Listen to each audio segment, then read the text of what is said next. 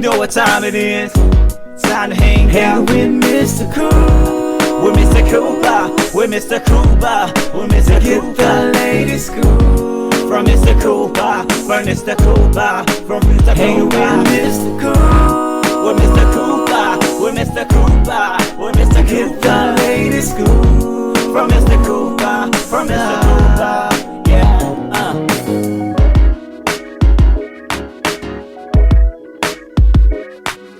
Welcome to the Big Scoop with Coop. I'm your host, Coop. Big shout outs to everybody that's listening right now on Apple Podcasts or iTunes, iHeartRadio, Spotify, TuneIn Radio, Stitcher, or wherever you're listening to. Also, don't forget, if you want to see the video recording of this show, make sure you go to thebigscoopwithcoop.com where you can catch episodes from season 1 all the way now. Also, you can catch me on Facebook, facebook.com/thebigscoopwithcoop. Also on Instagram, IGTV, baby. You can catch me there at Big Scoop with Coop and on YouTube at The Big Scoop with Coop. That's right, people. Okay, enough about me. So today's guest I have, he is a former NFL player. He is the brother of Rob Gronkowski. That's right, Gronk, that played for the Tampa Bay Buccaneers, Super Bowl champion. That's right. And he is the CEO of Shaker. Ladies and gentlemen, Chris Gronkowski. Now, Chris has recently been seen on Shark Tank with him and his brothers. They cut a deal with Mark Cuban and A-Rod. Great things been happening for his company ever since then. All right, people, you know what? Let's chop it up with Chris. Let's talk a little football. Let's talk about his family. Let's talk about Shaker. Let's see what's going on with Chris. Let's do it. Hey, man, thanks for having me. I like that intro. That was beast mode. Hey, yes, sir. Yes, sir. How's your day going so far? Man, good. It's Friday right now, so a lot of big things going on. Got a cool party tomorrow and then going to the game on Monday. So looking like my brother's going to play. So I got to come back and, watch him do his thing. Yes, sir. Yes, sir. Now, Chris, you will hate me for this one. I've been a Washington fan since '88. Now, I'm not going to lie. If your brother was on the field, AB was there, I believe you guys would have spanked us real well. But you know what? We're going to take that win and we're going to run like Forrest Gump with it. I'm not going to lie to you. I'm not gonna lie. I took it. I do weekly picks, and I took Washington that week. I didn't think they were gonna win, but I did think it was gonna be a good game because they played them tough in the playoffs, and Rob did a great job with Chase Young, and he was going one-on-one with them, which I thought it kind of solidified his just whole man, like that's Hall of Fame kind of stuff right there. When I saw him going one-on-one with one of the best pass rushers in the league in the playoffs, blindside on a quarterback who was 43 years old, I'm like, man, like that's legendary stuff right there. So without him there, I just thought it limited their offense a lot. So I thought it was going to be a pretty tough game, and it was. It was. That was the rematch from last year. Yeah. The good thing is it's a good and bad for that situation. Now, Chase is hurt. Don't know. They're saying it might be season long that he's going to be out. The return of Rob this week, right? Yep, it's looking like this week. He was to go yesterday, so this week. When's the last time you spoke to him? A couple days ago, but I don't like to ask him those questions because then people ask me, and if I know the answer, it's hard for me to lie. So, there's a lot of strategy behind that, especially when he was in New England. They've asked us, and our family members have gotten in trouble for saying comments. To the media because it is strategy in the NFL, and that is something that's valuable. If a team has to prepare for a player with a certain skill set and then he doesn't play, they spend a lot of time on something that they could have been using that time for other things. So there's a lot of strategy there. So I personally don't ask him if he's going to play or not because I don't want to know. No, I was going to just tell you next time you talk to him again, make sure you tell him that I said take it easy when you get back on that field. We don't need to see another injury again. We need him rest of the season running. Yeah, man. Really what it comes down to is, and you see it all the time, it's who's the healthiest during the playoffs. And now with a 17-game season, that's going to be huge. Who's actually healthy at the end of this year. Those are usually the teams that make these amazing Super Bowl runs out of nowhere and end up winning it all. So that's the name of the game. Be healthy at the end, come together as a team at the end, catch fire at the end, and win a Super Bowl. That's right. All right. So we talked about your brother. Good. Your brother's recovering. Everything's going good. But Chris, man, today is about you, man. This is all about you. Now, Chris, like I said, you're not, you're no stranger to the field yourself. You know, the whole Gronk family, you guys have been doing things from baseball all the way up to all different types of sports, football, everything. But Chris, when did you first realize that you have a love for football? Man, I started liking football because my older brother started playing, and he was the stud quarterback, and he was 6'6", 235 in high school, and I was like, man, that guy is cool. I want to be like that. So my brother Dan was the first one to play. My oldest brother Gordy never played football, but seeing Dan do it and watching him play, that's what gave me the really the fire to want to play myself. And that's what we called it, man. Really, we didn't even play till high school. So I started playing high school football, and that was when it all started. Wow.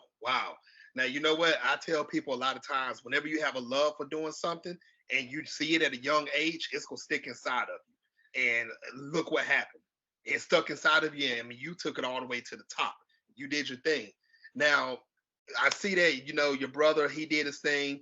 I'm talking about your older brother did his thing. You saw him. You was like, I want to get on the field. I want to try this also. Now, when you ran through high school, you did your thing there. What type of hurdles did you have to go through to get to the NFL? Man, I got to go through all of them. Yeah, Buffalo, New York, trying to come out and play Division I football was hard enough. I was probably not even, I wasn't even the best in my family. Wasn't the second best, maybe the third best football player in the family. Had no D1 offers until the last minute. Ended up accepting one to go to the University of Maryland because they lost a bunch of players. So I was actually going Ivy League. So if I went Ivy League, I probably would have never made it to the next level. So wanted to play at the highest level. So when I got that offer, I was pumped to be there. But man, always a two-star recruit. Just kind of squeaked by. Really got that offer because my grades were really good and they were about to go on academic probation. So kind of just a crazy story. Always an underdog, and never thought I'd make it to the next level. So for me, it was, man, if I can get school for free, that's amazing. Let's have fun. Let's enjoy it. Let's get the best degree I can. I got an accounting degree. And, for me, I thought it was over after college. So to just have one shot, one opportunity to make it to that next level as an undrafted free agent, that's all I needed. At that point, my three other brothers had been drafted. I was the first brother in the family not to be drafted. My younger brother just got drafted second round. So I had a lot of motivation. I could tell you that. Like, man, I wasn't going to be that one brother who didn't make it and then got asked that question every day of his life. Like, hey, man, what happened to you? How come your whole family made it, but you didn't? So, man, motivation was just through the roof, and I was going to find a way to succeed no matter what at that point. And you know what? I think that should be your middle name, Chris, because you have succeeded in a lot of things already in your career. And the thing is, your life is still going, your career is still going, and who knows what's going to be next for you. I mean, you've been doing big things. I mean, outside the football field, you made your mark inside the football field also. You did a lot of good things. Now, this could be a crazy question, but I'm going to ask anyway, but I think I know the answer. But did you have any mentors that actually help you out when you was in the NFL? So at the actual NFL level, man, no. I mean, I think what really drove us was each other. Having your brother there, going through it together with someone is massive. That was always what we did, man. Like, we always push each other to that next level by competing with each other, even though we were on the same teams a lot of times. Because, man, when you play with your brother, all you want to do is go into that film room afterwards or after that big play and be like, bro, watch this. Watch this big hit. Watch this touchdown. Watch this sweet route I ran. And you want to make brag a little bit to your bro about how good you did. And especially when you play with each other, like I did with Rob in college. We were lining up next to each other. We were blocking guys together. We were, double teaming up to the linebackers. We were running routes together. And, man, you don't want to disappoint each other. So you both push each other to that next level. And then same with training. Like in the weight room, I'm never going to let my little brother outbench me or out squat me or outrun me, all that stuff. So it just became such a massive competition that pushed us to that next level. So I would say mentor-wise, my dad played football. He definitely helped us get to that next level. He was one of those dads that didn't force us to play. That's why my older brother never played football. But if we wanted to play, he'd help us get to that next level. So he put the full gym in our basement. He got a speed coach for us. He gave us all the tools to be successful if we wanted to be successful in what we're doing. So it was never forced upon us. It wasn't like, hey, you guys are playing football, we're a football family kind of thing. It was more like, hey, if you want to play sports, I'm going to help you to bring you to that next level if you want to get to that next level. Nice. And you see a lot of people, they'll have the tools right in front of them, but they don't want to use it. It's like they're scared to take that next step in their life to get to where they need to.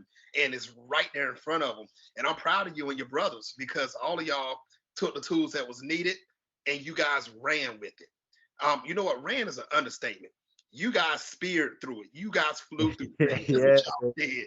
I'm not gonna lie to you. Yes. Now, when you was younger though, when you was a kid, I know you say you didn't start playing until high school, but did you knew ahead of time that something was gonna be good for you and your brothers in the future that was coming through? Did you have a feeling? I guess you don't realize how good you were, but at that time, like we knew we were the best players on our team, stuff like that. But you're going against your older brothers and everything, so you didn't realize how much further you were ahead of other kids at that age. But we were always really good hockey players. Is what we started playing was hockey and baseball. So we're always really good, always the best.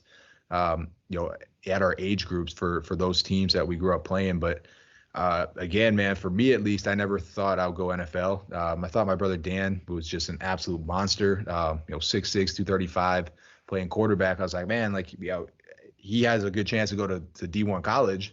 But still, you're told so many times over and over that the NFL is a 1 in a million chance kind of thing. Like, get your grades, really study, because no one really makes it. That's kind of a dream, especially from Buffalo, New York. So, yeah, man, that was kind of how it was. So especially for me, I never thought I'd get to that next level.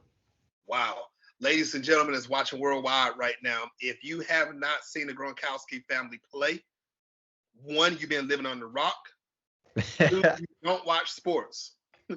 Or 3, you're massively behind. Go on YouTube, look them up. I'm telling you, you can find the footage.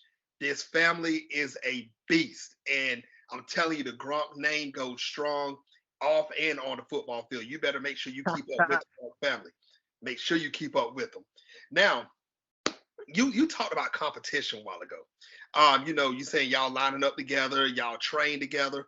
Now, there's one other way that I saw y'all come together, and I saw it live when it happened, Chris. You guys appeared up on Shark Tank. Yeah. All family, and you guys put on a freaking show. That's what y'all did. Now, how excited were you when you found out that you landed that deal, with your brothers on Shark Tank with Mark Cuban and A-Rod? How excited were you? Man, I was freaking pumped. So what they don't show you on the show is that, you're up there for a long time. What they did show you was us coming out of the tunnel, chest bumping, playing flip cup, having a good time. And then all of a sudden I'm getting offers, right? Yep. And that's not how it was. I was up there for, probably 25, 30 minutes getting just drilled, man. Every question they could think. What'd you do in high school? What'd you do before high school? Did you work? I was breaking out my paper route days, my umpiring days, man, everything. And then after college, what'd you do? What'd you do during college? What degree do you have? What school do you go to? All that. They knew every single thing about me before they made an initial offer. So you don't see all that stuff. You don't see all the kind of boring stuff, but it's the real deal, man. They're putting real money in. Mm-hmm. It's their own money. And, it was probably about 25 to 30 minutes in, and Mr. Wonderful came in with the first offer. And I couldn't be more pumped, because first off, Mr. Wonderful never comes in with the first offer, because he always offers at the end and tries to lowball the hell out of you. Yep. And, number 2, man, we're 30 minutes in, and I'm thinking man, I thought this was a cool idea, but maybe it's not, You start doubting yourself a little bit when no one's throwing anything out there. But eventually, all 5 ended up throwing offers at us. And man, it was one of those feelings I knew it, the whole game plan's paying off. This thing's about to be huge. And it was, man. It was the perfect opportunity for us, and it really shot the business up to the next level really overnight. Mm-hmm. Now, Chris, I know, well, I'm not going to say I know, but was it in the back of your head when they would ask you that question, what did you do, what your life? Didn't you want to say, dude, look around you. You know who I am. You know my last name. You know what I've done. Why are you asking these questions? Did you want to say it? Nah, man, because, what it comes down to is people know the athletic side, right? Mm-hmm. They know we're good athletes, and there's a lot of good athletes, but there's not a lot of good athletes that then go on to be good in business as well. So that's a whole different side of things. Like you can work really hard on the field and then off the field, like, not really put that same effort in. So there's a lot there. They wanted to know everything behind the scenes. Luckily for us, my dad's been in business for 32 years. We grew up watching him build his own business. He worked 2 jobs for 6 years getting this thing off the ground. So, I had that background. I was able to tell them about that, and that was huge. Once they started figuring out that we were more than just athletes and that we had a great business background as well, that's when you really saw their eyes light up. So yeah, I think that stuff was important. On the field stuff is always, it helps. It definitely helps, but that doesn't always translate off the field. So they wanted to make sure that there was something more than just, some guys that knew how to catch some balls and hit some people. Hey, I definitely understand. Now, Chris, like I said, you're doing big things. You went on Shark Tank. You made the deal. Now, let's talk about this product that you have. It's called Ice Shaker. Show it to him one more time, Chris. Show it to him. Yeah. I always got one with me, man. This is it's a new color we're going to come out with next year. So that's a little sneak peek right there. Nice. Philly Eagles fans, Green Bay fans, get the color. There you go.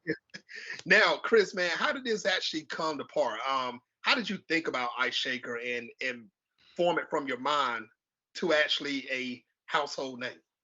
Yeah, man. So it sounds really easy when you think about it in your mind, but actually putting it into play, man, was definitely a lot harder than I thought it was going to be. And I'm glad I didn't know how hard it was going to be, man, because it definitely probably made me think twice about doing it. But really the whole idea was, man, I'm here in Texas. I'm going to work. I'm bringing one bottle. It's insulated. It's awesome. Then I come home. I'm grabbing a plastic shaker. I'm making my pre-workout or BCAAs or whatever I'm bringing with me. By the time I get to the gym, it's warm. I take a sip. It smells awful. And I'm like, man, there's got to be some kind of insulated bottle out there that I could blend some powders in. So, I'm going home that day and I'm thinking like, I'm just going to snag something off Amazon or Google or whatever it is. And at that time, there was just nothing out there that you could actually pour powder in easily, blend it up, clean it easily. That would also keep your drink cold and won't absorb the odor. So that was it, man. Like that was kind of the aha moment. Like, I'm sick of drinking warm drinks at the gym. And when it's 102 degrees out, I'm just going to make 1 cup. And really the idea was make 1 cup I could use all day, every day. I was super simple guy. Like, I'm like, man, I don't need 5 cups in the sink at the end of the day. I'll just use 1 bottle all day long, water, pre-workout, post-workout, just rinse it out, fill it back up with water. I'm good. And that was the idea. So started it, basically took an insulated cup and put a shaker top on it. And that was it. And people still to this day are like, man, I thought about that years ago. And I'm like, yeah, I'm sure you did. But the hardest step is that first step, man. Like no one knows what to do next. No one wants to put the money, the time into it. To figure out how to actually make a product. And then after that, it's so much more, man. I mean, it really comes down to, you have to build a whole team and culture around something to really make it work, man. I still remember my first week. I made a couple posts about it. I think I sold 1 bottle to a fan and all the rest were the family members that I pretty much forced to buy it and leave me reviews. And at that point, I was shipping out of my upstairs in my house. And I'm like, man, this is going to be a lot harder than I thought it was going to be. Wow. Now, how supportive have your family been? I know you said, they all bought one, but as far as goes for the business side of it, how supportive have your whole family been towards Ice Shaker? Yeah, man. So what's cool now is Rob's a part owner. He ended up buying Alex out a couple of years into it. When he retired, he's like, bro, I want to get in the business world. Like, I want to kind of see this. And, obviously love Ice Shaker and, was on Shark Tank with you. And, can I get back in? I'm like, yeah, man. So he got in. The rest of the family, what's cool about it is we all kind of work in the sports and fitness, arena really is what it comes down to. Dad's been in business for 32 years selling fitness equipment. My 2 older brothers work for him. My younger brother works for a company that does Top Golf events and tailgate kind of events. Okay. So crossover so much that every day we're on the phone with each other talking about something. But what's cool about it is we're able to help each other without being on top of each other at the same time. So there's enough space there where it makes sense and we all can kind of do our own thing. And then at the same time, we're also able to help each other out so much. So, man, it's a great setup we got going on. And when you love sports and fitness and health, it all just crosses over anyway. So we all are always doing stuff together. That's what's up. And ladies and gentlemen worldwide, if you have not gotten an Ice Shaker already, you need to get it. Chris, while everybody's watching right now, how can everybody get an Ice Shaker? Yeah, for sure. So iceshaker.com, we ship nationwide or worldwide as well. If you're in the U.S., we're in stores like GNC, Vitamin Shop, Lifetime Fitness. Man, we're going into 1,900 Walmarts early next year as well. It's a huge PO for us, which is awesome. Website's always best though. Amazon, we're in Amazon Australia, Amazon Canada as well. But by far, if you want to personalize the bottles or really get the newest up-to-date stuff, it's always going to be our website, iceshaker.com. Ladies and gentlemen, make sure you go to iceshaker.com. Don't go right now because you're watching this interview. Yeah. After the interview, go to iceshaker.com. Make sure you order one. Order one for your family, your parents, your aunts. Even order one for your haters. Order them for everybody. Hey, you want to make sure you get this. iceshaker.com. If you're in the mall somewhere, stop by GNC. I guarantee there's a GNC in your mall. Stop in there. Get you an ice shaker also. Christmas is around the corner, people. Hint, hint. Get an ice shaker. You know what to do. Chris waiting for y'all to get it. Support them, guys. Make sure you support it. Now, Chris, man, you, like I said, you're doing a lot of things. A lot of people has got eyes on you and the family, not just for the athletic side, the business side. Everybody's seeing you propelling up. You're doing big things. Are there any other projects that you're working on that you want to let everybody know about? Man, let's see. So we got a cool channel called The Gronks, youtube.com/The Gronks. So always doing cool stuff there. We do a live show every Thursday now, talking about football. We bring on different celebrities as well, and fans and family members as well. So pretty cool project we have going there. Man, I'm always doing something new. I don't know how many things I'm tapping into, but yeah, it's nonstop over here. But yeah, catch me on social. Always super active. I love to engage with my audience. I answer a lot of questions as well through my social media. So definitely check me out there as well at Chris Gronkowski. Nice. Everybody, make sure you go follow Chris. You want to make sure you keep up with everything he's doing.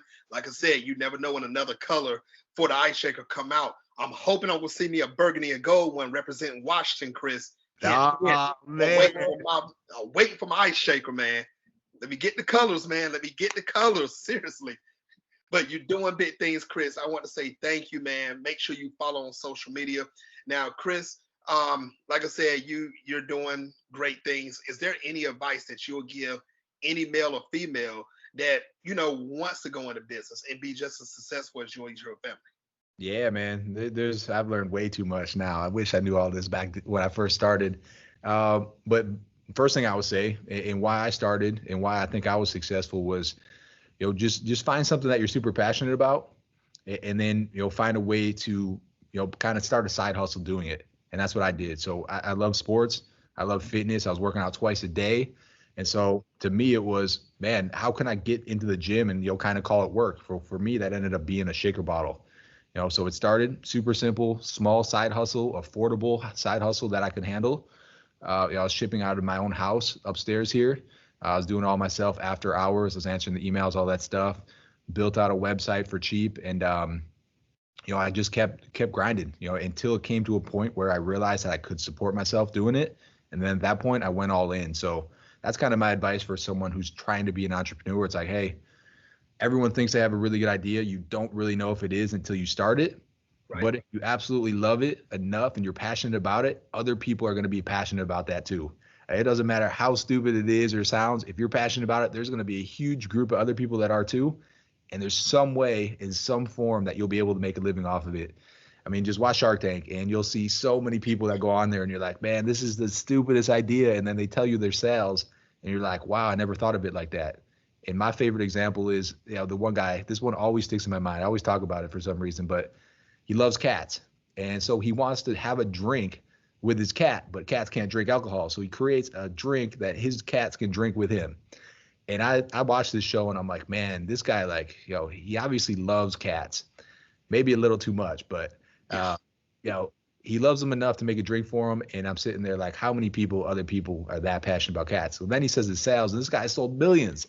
And you're like, wow, man, that just shows you if you're passionate enough about it, so many other people are too. And, you'll find a way. And this guy found a way to do it with making a drink for his cat, which is crazy, but it's there, man. So follow your passion. If you absolutely love it, what's going to happen too is those massive ups and down swings that you're going to get as an entrepreneur, you're going to keep going. You're not going to quit on that first downswing because you love what you're doing. And for me, that first downswing was day one when our bottles showed up and half of them were bad. I had to hand change out every single lid on the bottles.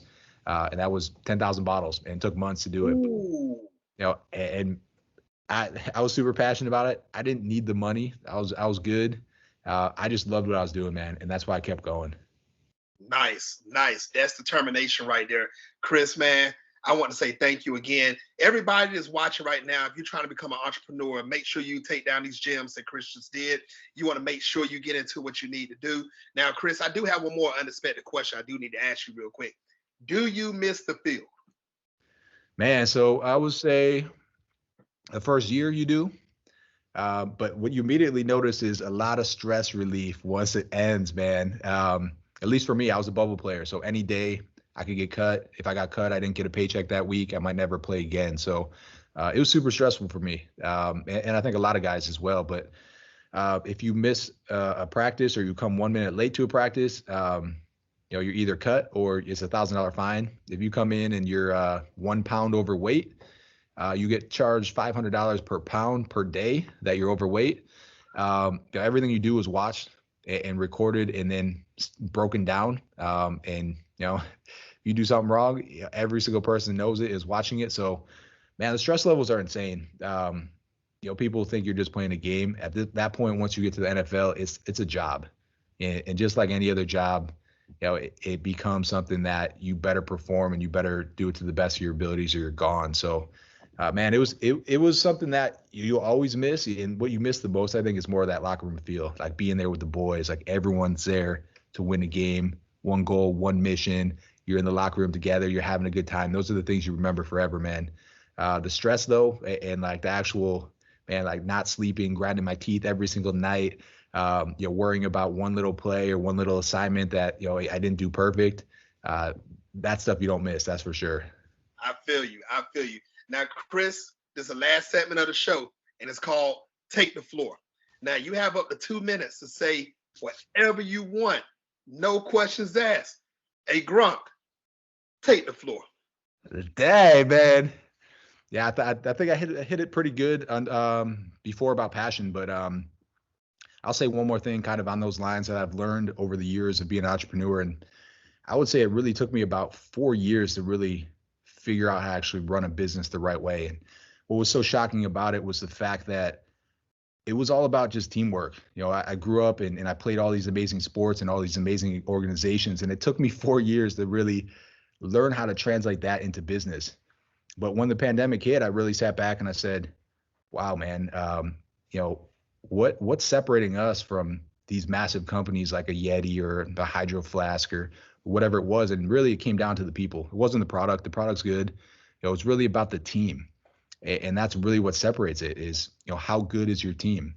And so at that point I looked at it and I was like, man, the best team and the best organizations I've ever seen was the NFL. So let's build that same structure in the business.